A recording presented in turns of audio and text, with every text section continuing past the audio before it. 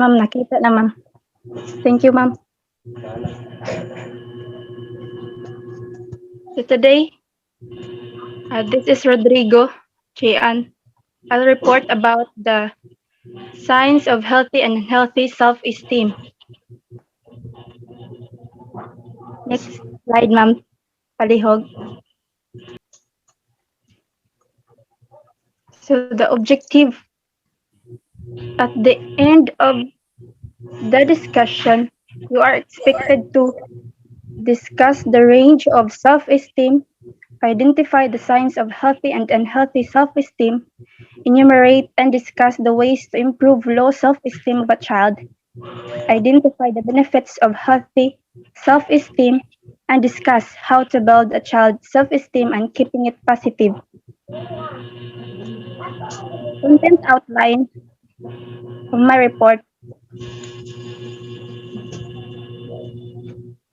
is the range of self-esteem, healthy self-esteem, and unhealthy self-esteem. There are two subtopics of healthy self-esteem: signs of healthy self-esteem, benefits of healthy self-esteem. And unhealthy self-esteem, there are four: signs of unhealthy self-esteem, ways to improve building self-esteem of a child, and keeping it positive. So let's start the discussion.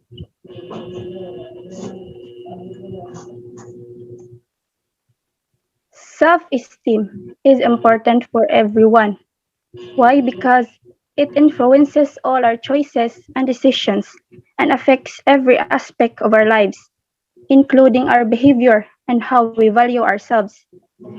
So, what is self-esteem? In psychology, the term self-esteem is used to describe the emotional and cognitive evaluation of our own worth. So, in simple words, it is the opinion we have of ourselves and how we appreciate and like ourselves. So self-esteem daw sad ko no fluctuates as a child grows.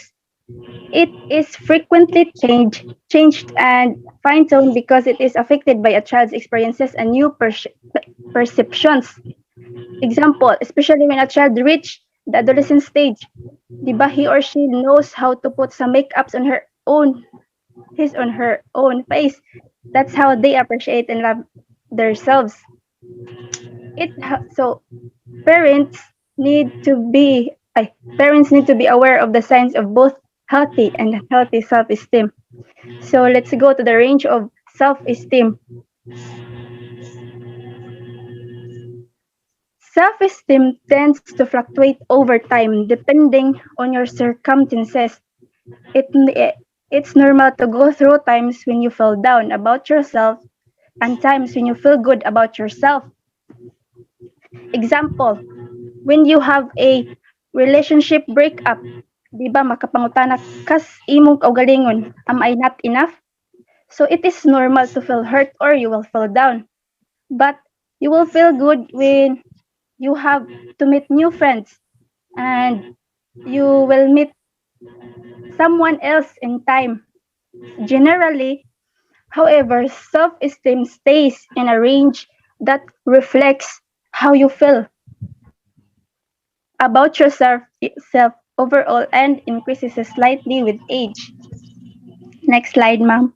Palihog. So consider how to recognize the extreme of your self-esteem. Low self-esteem.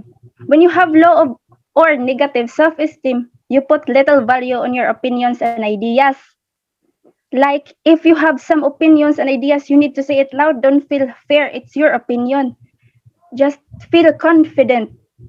Next, you focus on your perceived weaknesses and faults and give scant credit to your skills and assets. Example, you will say, I'm not good with that. I'm weak. You believe that others are more capable or successful. Example,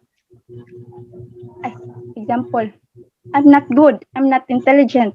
Or she is capable of that position. Next, healthy self-esteem. When you have healthy self-esteem, it means you have a balanced, accurate view of yourself. For instance, you have a good opinion of your abilities, but recognize your flaws. So, sabotabo naman, ma'am. Healthy. Next slide, ma'am. Uh, First, let's proceed to the healthy self-esteem. Having healthy self-esteem can help motivate you to reach your goals because you are able to navigate life knowing that you are capable of accomplishing what you set your mind to. For example, you want to become a teacher in the future. In your mind, you will say, I'll do my best so that I'll accomplish that goal. Additionally, when you have healthy self-esteem, you are able to to set appropriate boundaries in relationship and maintain a healthy relationship with yourself and others. So, the signs of unhealthy self-esteem.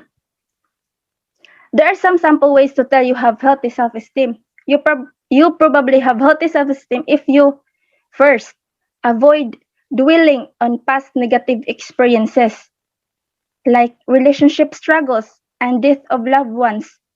You avoid that experiences are negative. Number two, believe you are equal to everyone else, no better and no worse. You will likely say, if they can do it, so can I. Believe in yourself. Three, express your needs. In work, example, in work, you need to express what you need because it helps to get the work done quickly. Four, feel confident. If a child will say, I can do it, so that's a healthy self-esteem. Have a positive outlook on life. So if a child have a positive outlook in life, he has his healthy self-esteem. Like child will say, this is for my parents. I do my best or I do my best. Number six, say no when you want to. Example, you will likely say, I'll pass for that outing because I have my family and I will band together. Number seven, say your overall strengths and weaknesses and accept them. Or shall I say, don't compare yourself to other. You have your own, you have your own strengths and weaknesses. Accept them.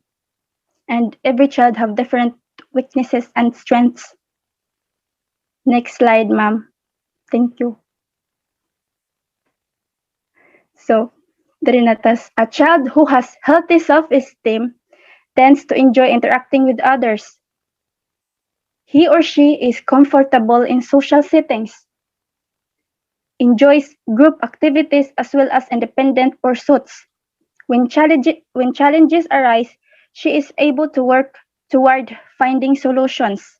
Last, she voices discontent without belittling herself or others. For example, rather than saying, if a child say this, I am an idiot, a child with healthy self-esteem says, I don't understand this. She knows her strengths and weaknesses and he or she accepts them. That's a sense of optimism prevails. Next slide, ma'am.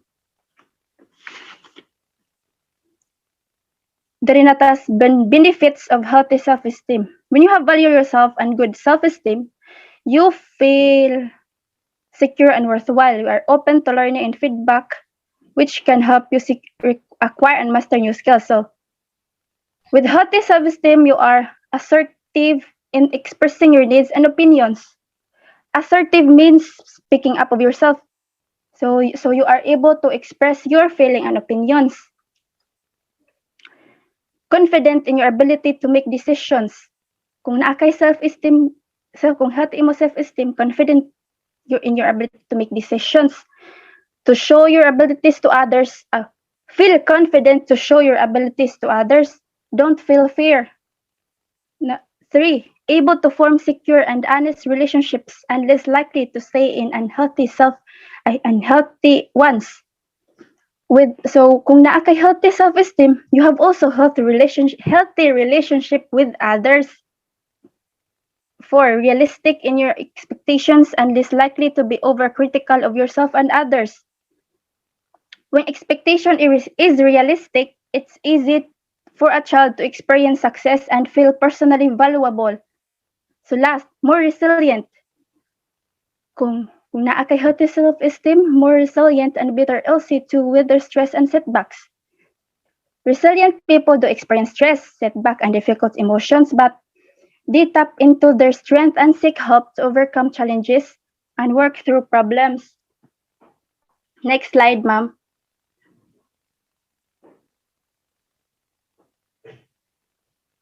So, diri nata sa unhealthy self-esteem. In order to identify self-esteem in a child, then work or on building it up. So you need to build it up. You need to know what low self-esteem looks like. Once you know many of the signs that children with low self-esteem may have, you can begin to work on helping them improve upon it. So next slide, ma'am. Signs of unhealthy self-esteem. Every one of us can have a day that throws us off or keeps us feeling down. So if a child is consistently down, withdrawn, or shows other signs of low self-esteem, that is when adults need. So, nasulti na, adults need to be concerned and possibly take action to help make improvement. So, with the help of the adult, we can build the self-esteem of the child. Here are some signs that a child may have low self-esteem. First, becoming frustrated at simple things. So, it is normal for a child to get a little frustrated. Example, if they can't master something new to them, but when a child consistently have the I can do it mentality, it is usually a sign of I cannot do it mentality. It is usually a sign of low self-esteem. Number two, talking negatively about themselves. Like you will say they are stupid, fat, nobody cares about them, or they will never learn how to do things. That's a sign of child low self-esteem. Number three, learned helplessness. This happens when a child believes they will not able to do things. They believe nga they will continuously fail at things. Number four, avoiding challenges and risks without ever trying. Like they are afraid of failing at something and that sa maunang ilay avoid nga dili na sala mosuway. Number five, quitting something soon after starting it or giving up quickly. Example, when a child quit easily, maybe they are afraid of failing, but we need to continue what you have started. Number six, next slide, ma'am.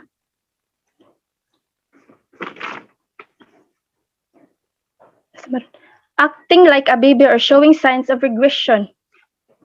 7. Making excuses or blaming others for them not participating.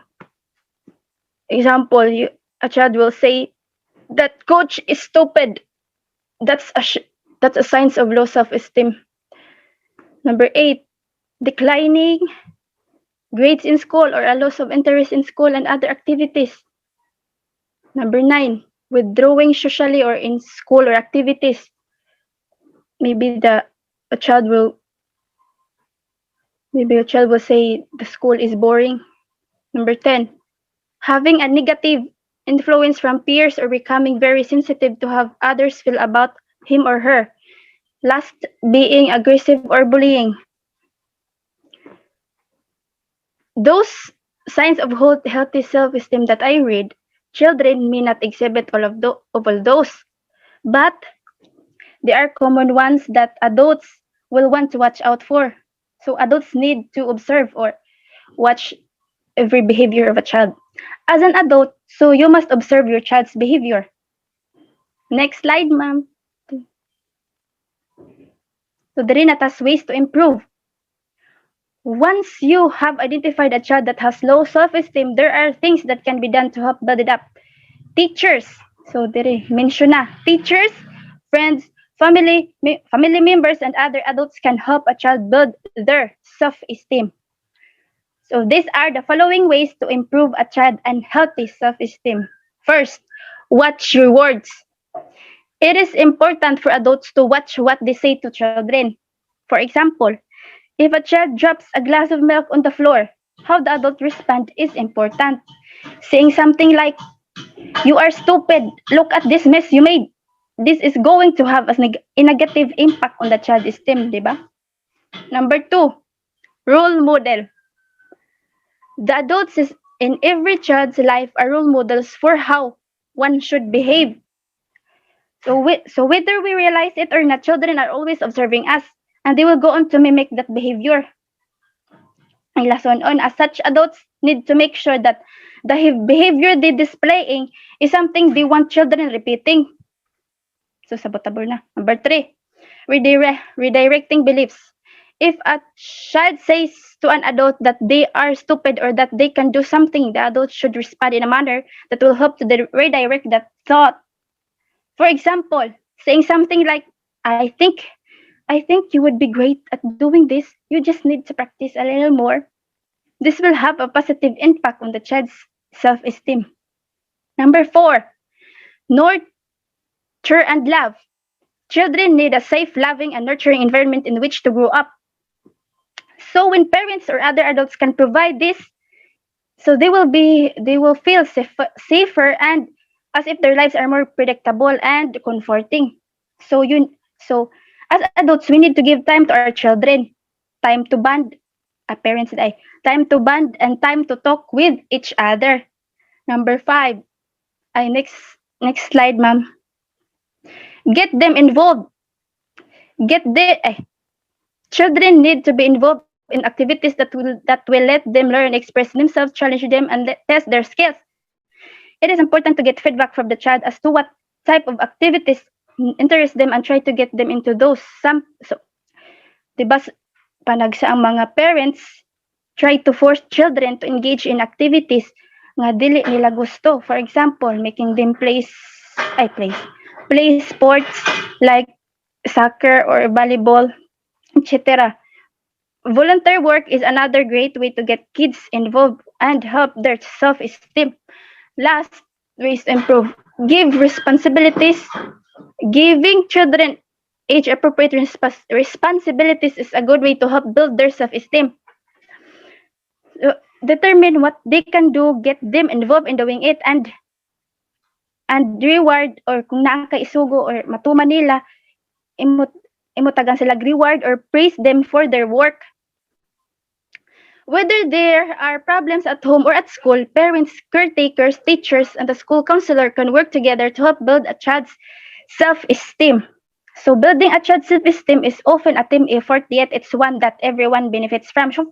So for sure, a child who has a healthy self-esteem will likely grow up to be a good citizen in the future.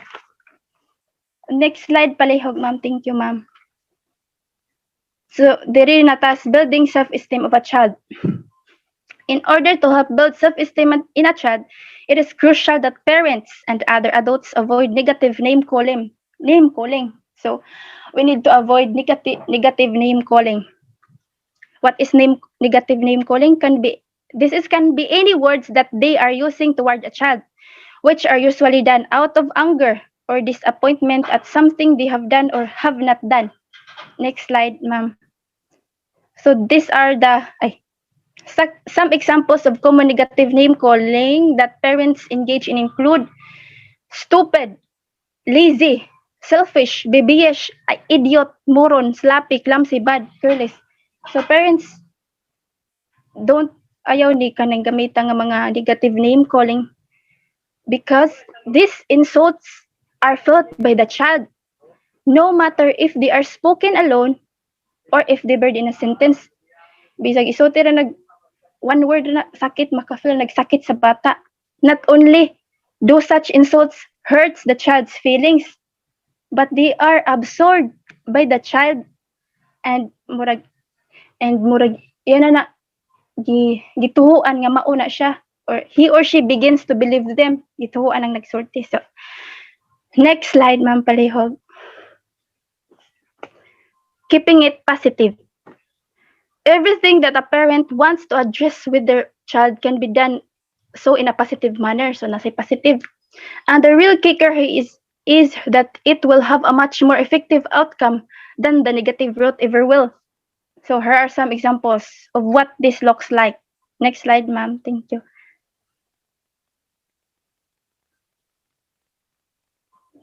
So this is some examples. Here are some examples of what this looks like. First, negative example. You spilled the milk. You are such a clumsy idiot. So when you say in a positive way, we'll spill things once in a while. Let's just try to be more careful next time. So you need to say it so that ang bata dili masakit ang feelings.